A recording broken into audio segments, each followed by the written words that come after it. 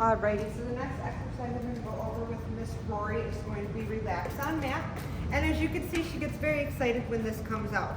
So we do suggest using a raised cot simply for the reason of it makes a really clear picture on whether the dog has all 4 feet off or has all 4 feet on. So what I'm going to do is I'm going to put it down. She should get on it right away, and I'm going to start rewarding her for getting on it. So we're going to put it down, and she says, "Oh, I love this thing." And she gets right on, and let me grab some cookies here because I forgot to fill my pockets. So I'm going to start with my treat delivery low and slow all the way down to the mat, and then I'm going to uncover. So I'm not using my marker word for this activity either because we've built a lot of a charge into it, and it's a very exciting word. Contrary to the behavior that I actually want on the mat, which is relaxation. So when she does something I really like lay down, I'm going to feed her a couple so that I can point out that, hey, this behavior is earning you a jackpot. This is exactly what I want you to be doing. So when I'm ready for her to get off, I'm going to say her release word, which is okay, and I'm going to toss a cookie. Now, if this is still down, she should return right back to it. So even though I released her, she turned around and got right back on it, which is why it's important that when we are done with our session, that the mat goes up and away, because the idea is if the mat is down, this is where you should be. So if she's doing well with this, I'm going to start adding things like maybe walking around a little bit. Again, treats are going to come low and slow all the way down to the mat, and then I uncover. And I'm just going to get her used to me moving around a little bit. So she's doing really good with this.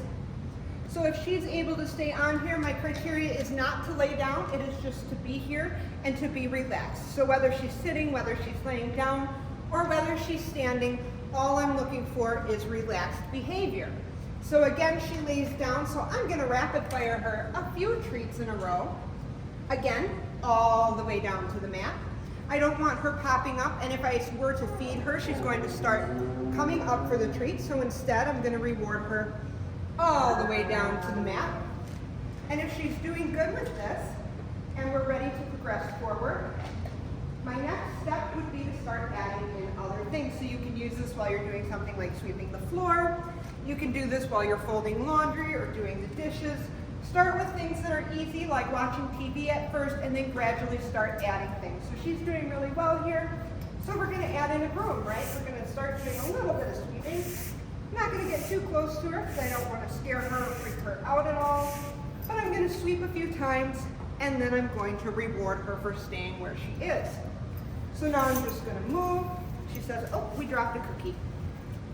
Good girl. So she gets back on there, and the treats start coming low and slow again. And we're just going to add in sweeping. So as long as she stays on the mat, I'm going to keep rewarding her. When she got off, it just happened to be because I dropped the treat, like right there, but she does immediately get back on, so I will reward that for right now. Now, if you start to get the behavior of getting off just to get back on, we want to make sure that we take a heartbeat pause before we start feeding her again once she gets back on it.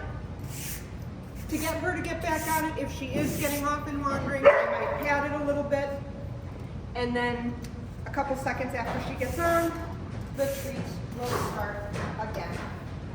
Good girl. So when I'm done with the exercise, I'm going to release her. Okay, toss a couple cookies, and then the mat is going to go up and away.